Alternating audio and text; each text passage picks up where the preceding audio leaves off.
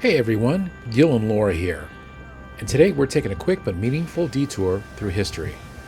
We're on our way from York, Pennsylvania, heading towards Washington, D.C., when we decided to make an impromptu stop at Gettysburg National Military Park. Now, this wasn't a planned visit, so unfortunately we only had time to do the self-guided tour, but honestly, it ended up being the perfect way to take it all in at our own pace. From the visitor center to the museum to the battlefield overlooks and memorials, this place is absolutely packed with history and emotion. You can really feel the weight of what happened here. So come along with us as we walk these fields, explore the exhibits, and take in the story of Gettysburg, a turning point in American history.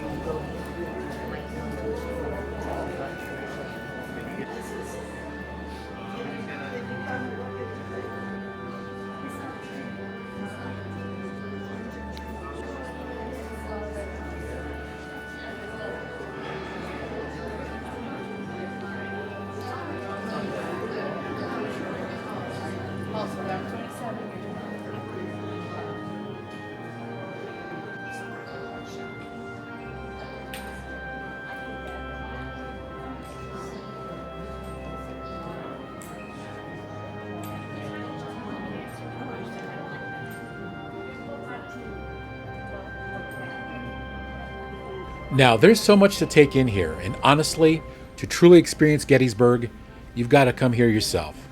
The weight of the history, the silence across the fields, it's something that doesn't really translate through a screen.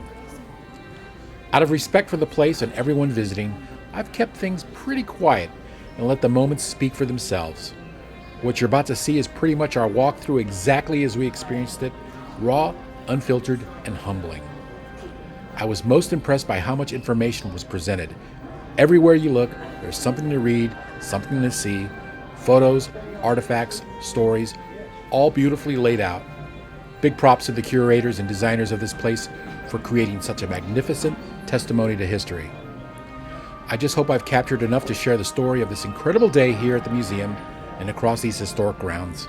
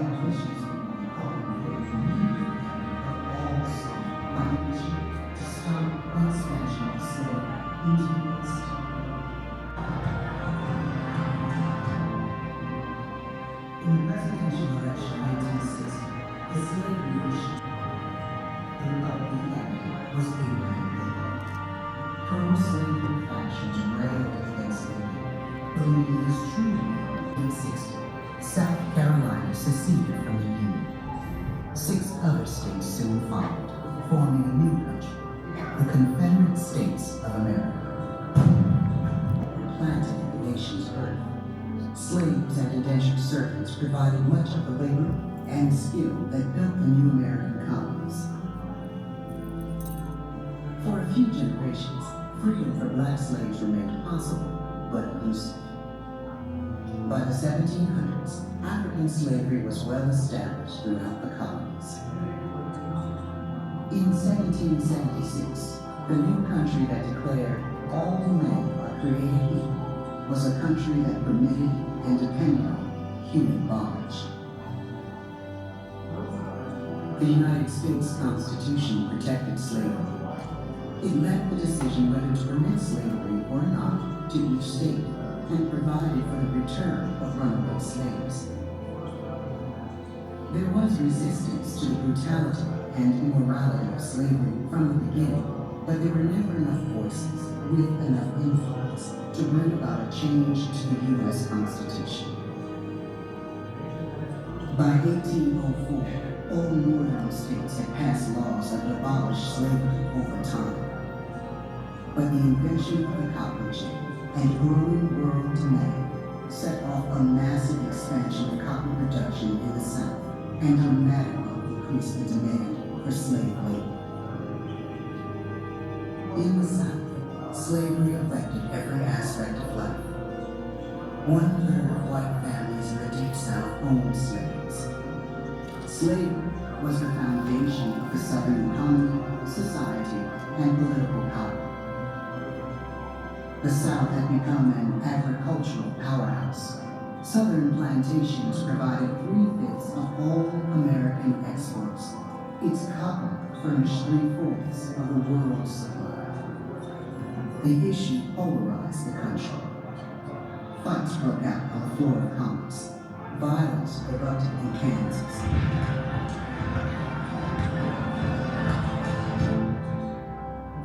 In the presidential election of 1860, the slavery issue split the Democratic Party, making a Republican victory likely. The Republican candidate was Abraham Lincoln. Pro-slavery factions railed against Lincoln, believing his true aim was the ultimate end of all slavery. Some Southern states threatened to secede if Lincoln was elected. His victory triggered a cascading series of events. On December 20, 1860, South Carolina seceded from the Union. 6 other states soon followed, forming a new country, the Confederate States of America. On April 12, 1861, the Confederates fired on federal troops holding Fort Sumter, South Carolina. When Lincoln called for volunteers to put down the rebellion, 4 more southern states declared their independence and joined the Confederacy. The war had begun.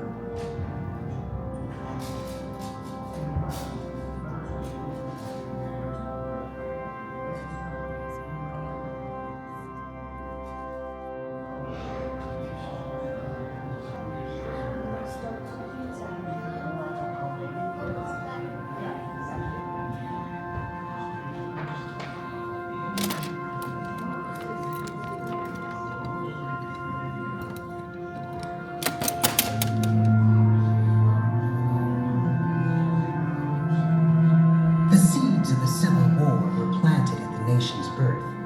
Slaves and indentured servants provided much of the labor and skill that was. By the 1700s, African slavery was well established throughout the colonies. In 1776, in every aspect of life, 1/3 of white families in the Deep South owned slaves. Slavery was the foundation of the Southern economy, society, jobs profited from the products of Southern agriculture and slavery. Throughout the country, choices prevailed, but those enslaved and united free will go on fire. Mary was protected and lived as nations. The North's economy was changing and diverse. Overall exhibitions came down to that.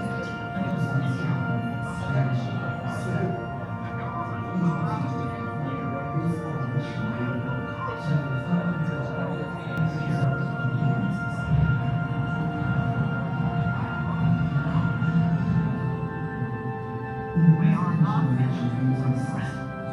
It must not break our bonds of affection. Millions will begin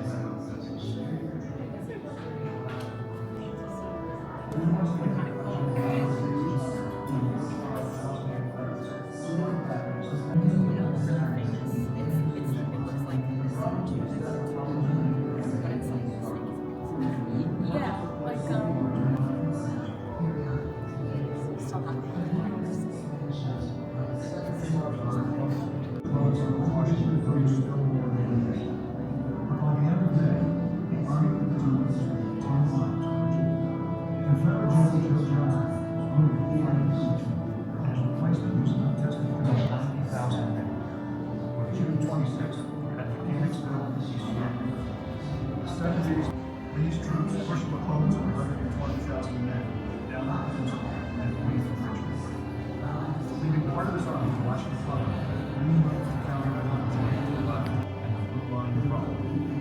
Lee wasted no time. The second clash between Lee and McClellan reached its climax with the banks of Antietam Creek on September 17th. In mid-April 1861, war fever ran high. Fort Sumter had fallen. North and South, soldiers and civilians alike believed a single glorious battle might bring victory and end the war. Both sides poured their efforts into building and training armies. Then on July 21st, Union Commander Irwin McDowell led his troops against the Confederates and General Pierre G.T. Beauregard in the First Battle of Manassas. The Union troops, by late afternoon, McDowell's army gave way, and the Union retreat soon collapsed into a panicky, humiliating race back to Washington, D.C. The nation had its first bitter taste of civil war, and the battle decided nothing. Neither side risked another major battle for several months, but in February 1862, Union General Ulysses S. Grant captured Fort Henry on the Tennessee River, nearby Fort Donelson, and some 14,000 Confederate prisoners.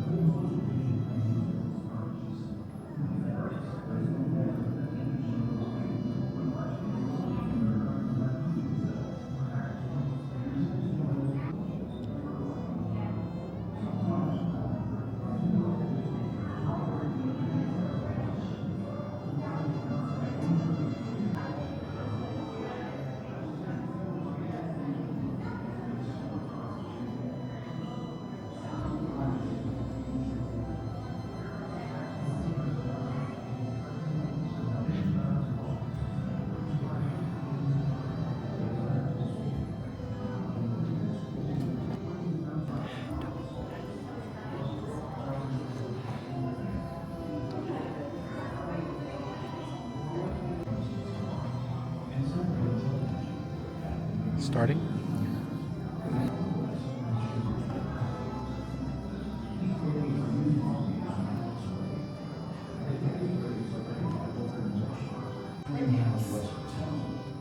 Lieutenant Marcellus Jones sends a messenger to General Buford, borrows a present from one of his men, and slow the Confederate raids by time.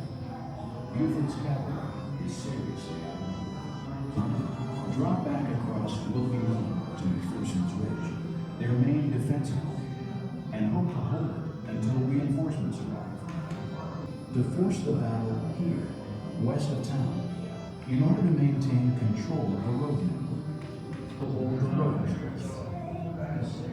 Sometime after noon, Confederate Commander General Robert E. Lee arrives on the battlefield. By 1:30 p.m.,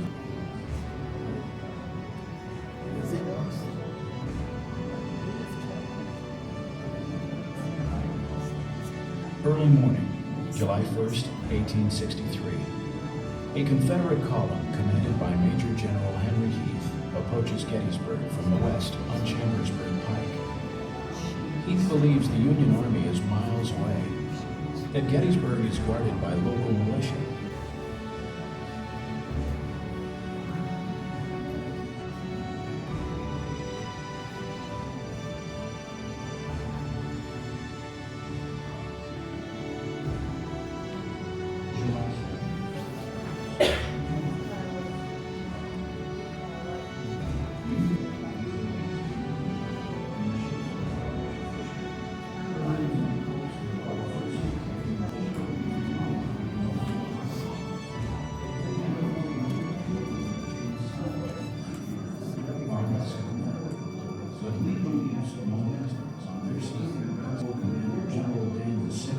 Decides to move his forces forward nearly 3/4 of a mile to gain high ground, far in advance, top, unguarded, and Sickles makes the move without notifying Meade.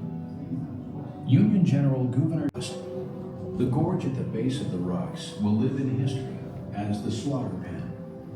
A wheat field on Very Rose's nice. farm changes hands 4 times in Sickles' line at Shervy's Peach Orchard, unhinging his entire line. One of Hill's brigades penetrates nearly to the crest of the ridge, but fierce Union counterattacks send the Confederates into retreat. Earlier on the Confederate left, General Ewell heard the guns of Longstreet's attack. His signal to begin Cemetery Hill, the Union position, is too formidable, and Ewell avoids the attack. On the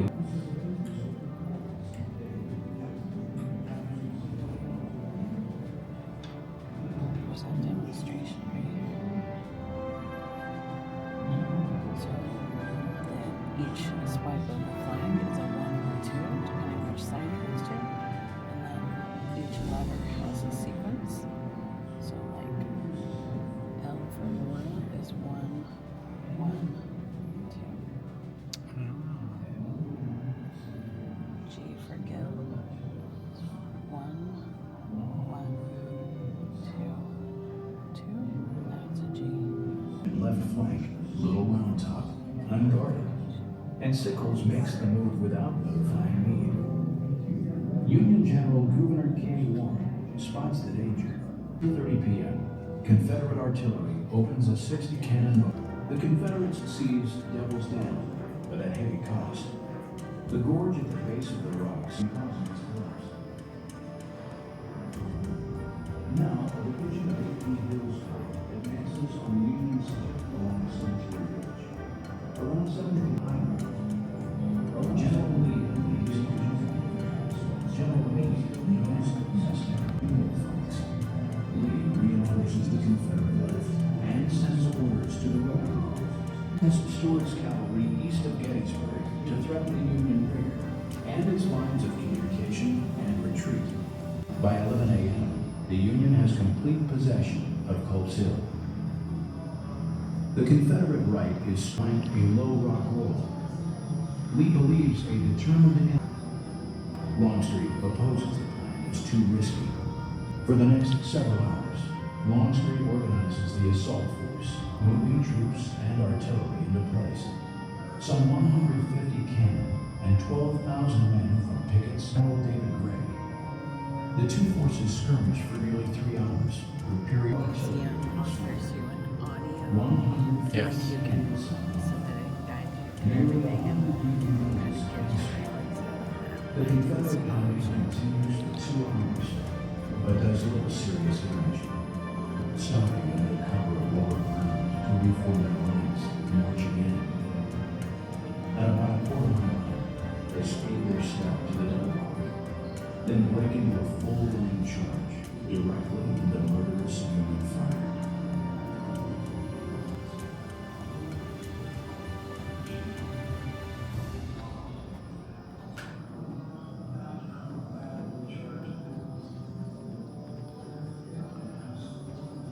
You know, everywhere you go, there's information. It's kind of like a tattoo shop. I wish there was a tattoo museum like this. It'd be awesome.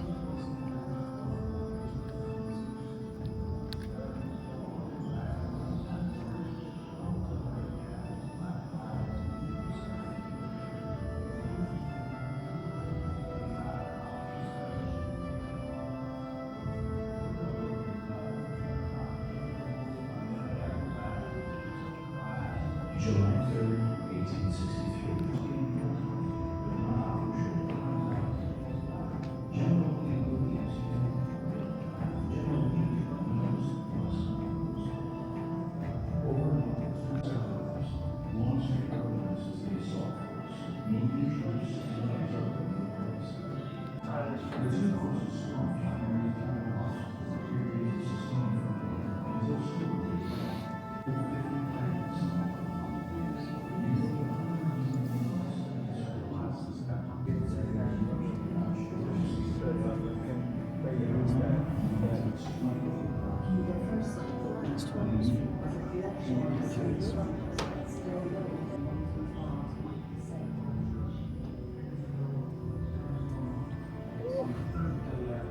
Open up one of them?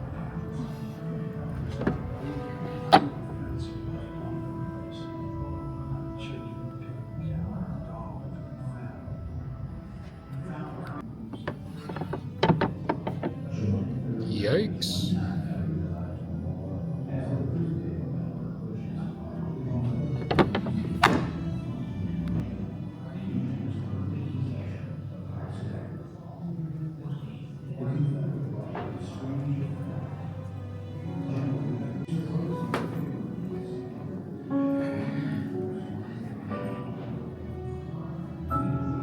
All around was the wreck the battle storm leaves in its wake. And over all, hugging the earth like a fog, poisoning every breath, the pestilential stench of decaying humanity.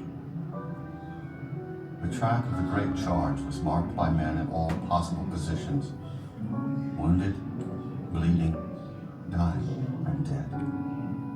Near the line where the final struggle occurred, the men lay in heaps, the wounded wriggling and groaning under the weight of the dead, among whom they were entangled.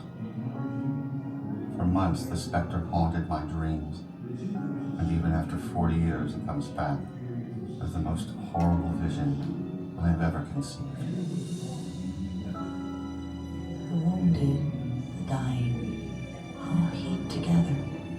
Horses that had fallen, broken down artillery wagons, guns and knapsacks, cartridge boxes, capes, coats and shoes. Indeed, all the belongings of a soldier, and the soldier himself.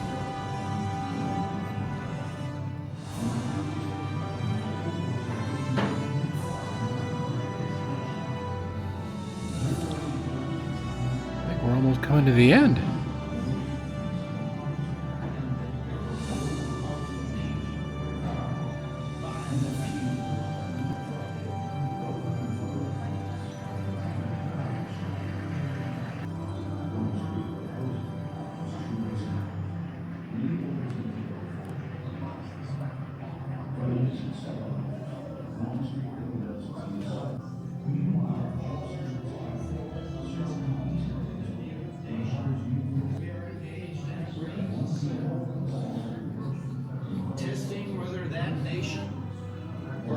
nation so conceived and so dedicated can long endure. We are met on a great battlefield of that war. We have come to end the government of the people, by the people, for the people, shall not perish from the earth.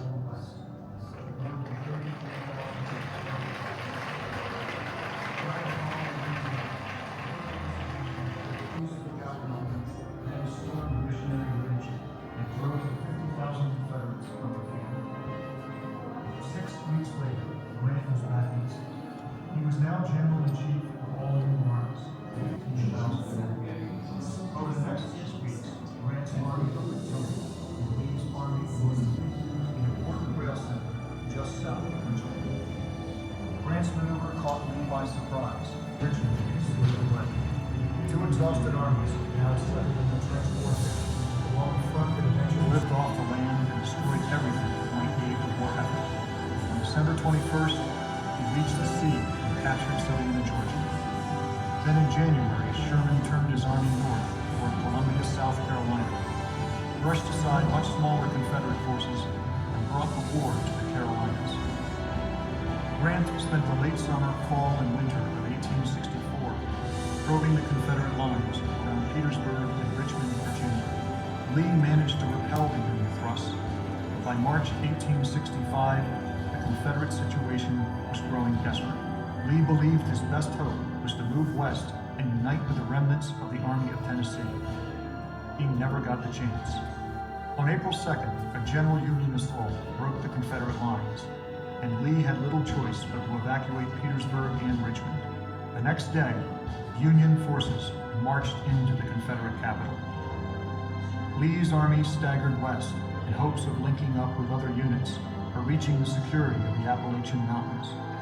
Grant's troops intercepted rations and supplies on their way to Lee's men, and then cut off the Confederates' escape at Appomattox. His army reduced to about 30,000 men, many of them starving. Lee had no choice but to surrender. On April 9th, he met Grant in the village of Appomattox Courthouse and surrendered the Army of Northern Virginia. With the news of Lee's surrender, Confederate morale and resistance collapsed. On April 18th, Joe Johnston surrendered the Army of Tennessee to Sherman at Greensboro, North Carolina. This left General Kirby Smith's Army of the Trans-Mississippi as the last Confederate force of importance. On May 26, Smith ordered his men to lay down their arms, and the Civil War was over.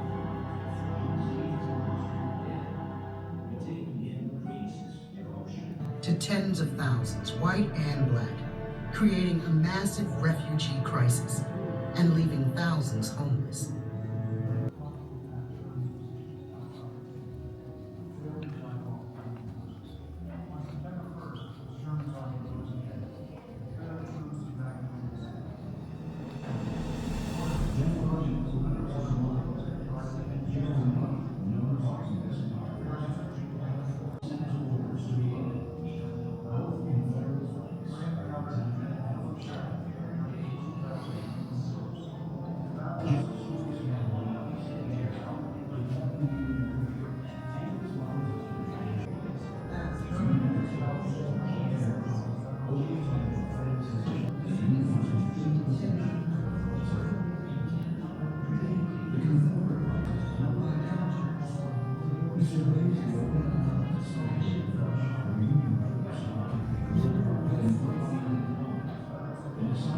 Man, what a place.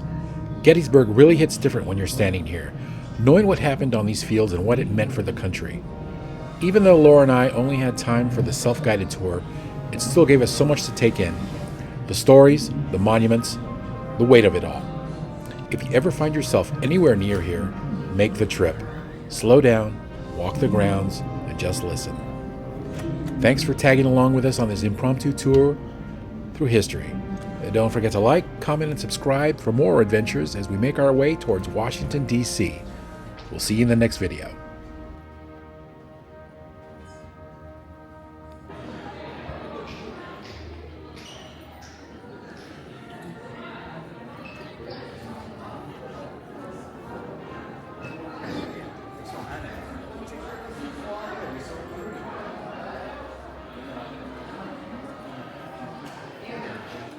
And of course, there's the gift shop.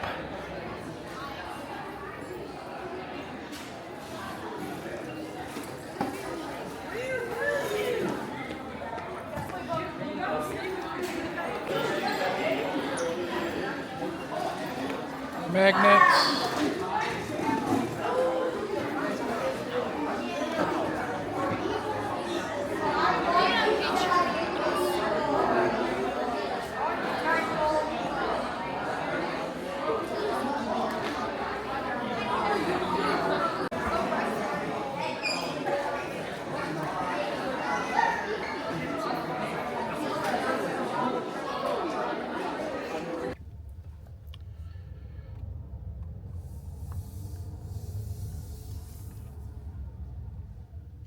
Where are we?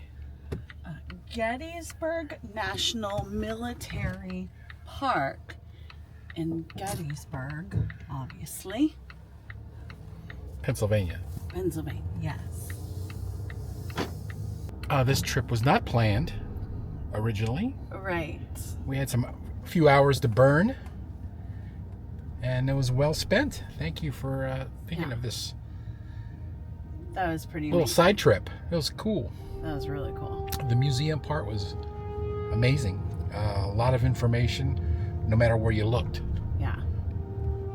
And there's so much more to do. Like there's a path you can drive to see all the monuments around the battlefield and everything. And there's a battlefield tour you can do, like a guided tour and all that. Obviously, we were just squeezing this in with the time we have, so we couldn't do those things. But if we were back in this area and had the time, I would come back again to do like another part of it. It was fantastic.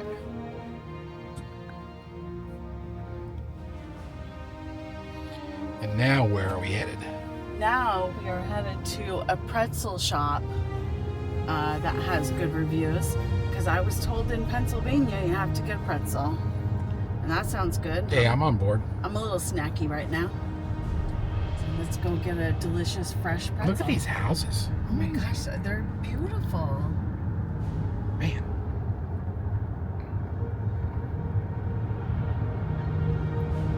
And later on tonight, where are we going?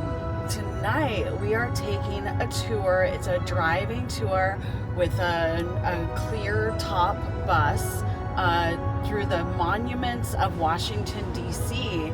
after dark at night. So they'll be all lit and everything. And there's a whole list of monuments that we're going to see. But it's a driving tour, so we're not going to spend a lot of time at each one. It's really just to see each one is what we got going on. I'm very excited. And in the morning, we'll be heading back south towards Florida. Yeah. This jacket will go back in the closet. Yes, I've been wearing my hoodie all day. Well, that was the tour of the Gettysburg Park. Well worth it. Yeah, and yeah. I mean, again, we did a fraction of it. Yes. Just a fraction. It's well worth whatever part of it. And how much was the tickets? It's $15 each. Oh, that's fine. Yeah, so That's totally worth it. Yeah, reasonable. Totally worth it. All right. Onwards to the next location.